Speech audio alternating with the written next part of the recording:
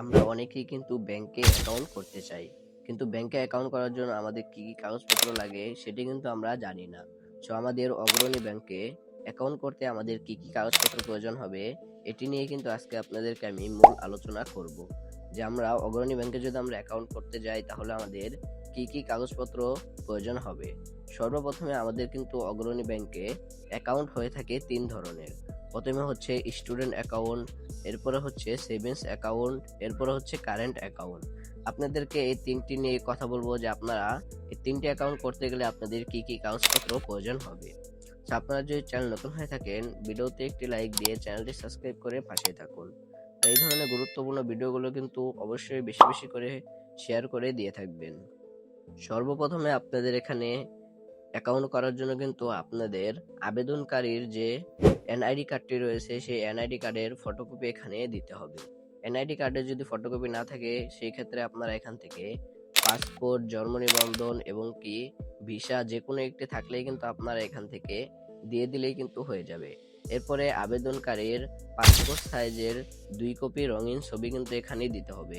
যে আবেদনকারী রয়েছে তার কিন্তু পাসপোর্ট সাইজের 2 কপি ছবি আপনারা এখানে দিয়ে দিবেন। এরপর আপনাদের এখানে গ্যাস বিল, পানি বিল এবং কি কারেন্ট বিল যেটি হোক না কেন আপনাদের বাসার, সেটির আপনারা 1 কপি কাগজ কিন্তু আপনারা এখানে দিয়ে দিবেন। এরপর আপনারা এখান থেকে যাকে নমিনি দিতে যাচ্ছেন সেই নমিনিকারী কিন্তু এনআইডির ফটোকপি এবং কি জন্ম নিবন্ধনের ফটোকপি এখানে দিতে হবে। তার পাসপোর্ট সাইজের 1 কপি ছবি এখানে লাগবে যাকে আপনারা নমিনি বানাতে যাচ্ছেন। এবং কি নমিনিকারীরও কিন্তু বিদ্যুৎ বিল, কারেন্ট বিল এবং কি পানি বিল, গ্যাস বিল যে কোনো একটির এখানে কাগজ কিন্তু আপনাদের এখানে দিয়ে দিতে হবে। এগুলো কিন্তু আপনারা অবশ্যই এখান থেকে দিয়ে থাকবেন। সেভিংস অ্যাকাউন্ট খোলেন তাহলে কিন্তু আপনাদের এখানে অ্যাকাউন্ট খোলার পরে আপনাদের অ্যাকাউন্টে 500 টাকা কিন্তু অ্যাড করে রাখতে হবে। মানে ওখানে কিন্তু আপনাদের 500 টাকা দিতে হবে, সেই 500 টাকা কিন্তু আপনাদের অ্যাকাউন্টে অ্যাড করে দিবে। এছাড়া যদি আপনারা এখান থেকে কারেন্ট অ্যাকাউন্ট খুলে থাকেন তাহলে কিন্তু আপনাদের 1000 টাকা এখানে দিতে হবে ব্যাংকে রাখার জন্য। এরপর হচ্ছে আপনাদের স্টুডেন্ট অ্যাকাউন্ট যদি আপনারা করেন তাহলে স্টুডেন্ট অ্যাকাউন্ট করার জন্য আপনাদের কি কি কাগজপত্র প্রয়োজন হবে এটি নিয়ে এখন আপনাদেরকে আলোচনা করব।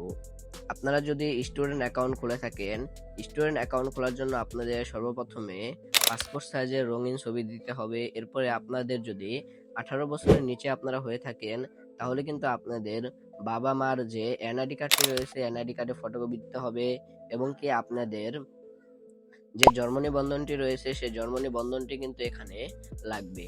এরপর আপনারা পড়াশোনা করেন যাই করেন না কেন সেটি কিন্তু আপনাদের যে আইডি কার্ডটি রয়েছে সেই আইডি কার্ডের যে ফটোকপিটি রয়েছে সেই আইডি কার্ডের ফটোকপি কিন্তু এখানে দিয়ে দিতে হবে।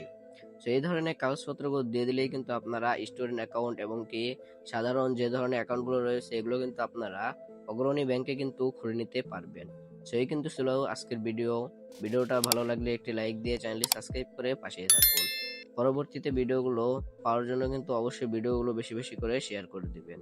সবাই সুস্থ থাকবেন, ভালো থাকবেন, আল্লাহ হাফেজ।